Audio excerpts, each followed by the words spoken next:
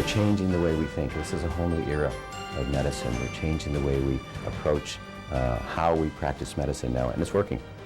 By improving the health of Iowans and saving money at the same time, that approach includes being better consumers of health care.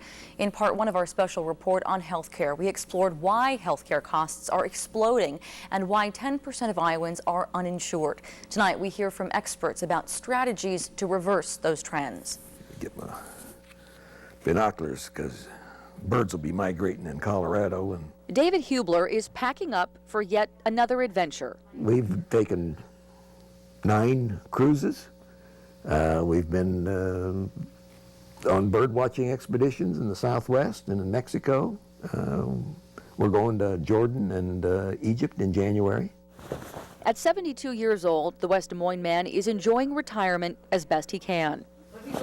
It's not a common disease, but it's too common for some of us. In 2001, Hubler was diagnosed with cancer. My doctor did a routine physical and added a protein test that said that you may have to look at this and see whether, and monitor it and see whether it turns into multiple myeloma later, and it did 2 years later. He says he'll have to take medication for the rest of his life, but Hubler says early detection, early intervention, and advances in medicine saved his life. When I was in high school, we had one of my classmates died of leukemia. Today, he probably would survive. Chris Atchison is co-chair of Partnership for Better Health, a nonprofit aimed at driving down the cost of health care through a 3-tiered approach: prevention, intervention, and innovation.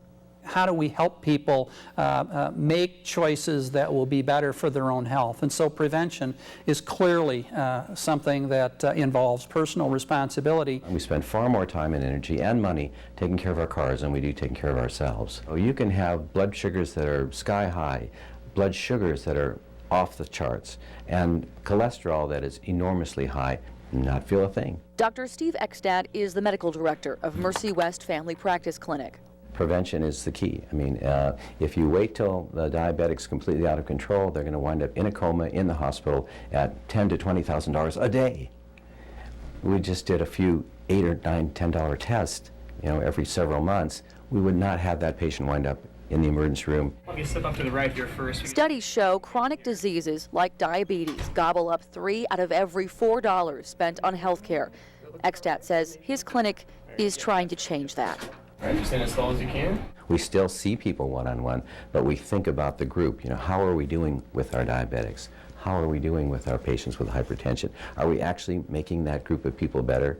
And when we do that, we begin to lower the cost, the complication. I'm going to roll up your sleeve. The process involves new personnel called health coaches.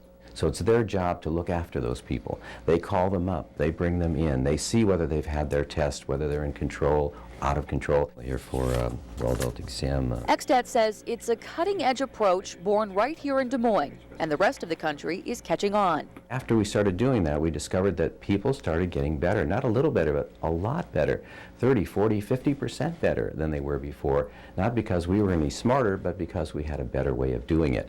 So if we brought the patients in, showed them we cared about them, and did the things that needed to be done, those people got better, their numbers got better, their complications went down, the cost of their total care went down. Along with prevention and intervention, Atchison says Americans must also invest in innovation if they want the healthcare system to improve. What we don't know is what's going to kill us, in the old expression. And there are conditions that we're only now beginning to understand. And I'm so excited about genomic research and our ability to understand at a far earlier level what are conditions that are in our genes that may lead to diseases. Different people have different genetic makeups, and I think in the long run, with enough investment on the part of the government, enough investment on the part of pharmaceutical companies, and that's got to be a cooperative kind of venture, we're going to find things that work in longer. So people like Hubler can continue to enjoy life even with cancer. We've just decided we're just going to keep going as long as we can. Or till the money runs out. either the health or the money. One of the two is going to run out. We don't know which first. Next Monday, in part 3 of our series on healthcare, we'll show you how one company is proving that it is possible to improve the health of a large group of people and save money at the same time.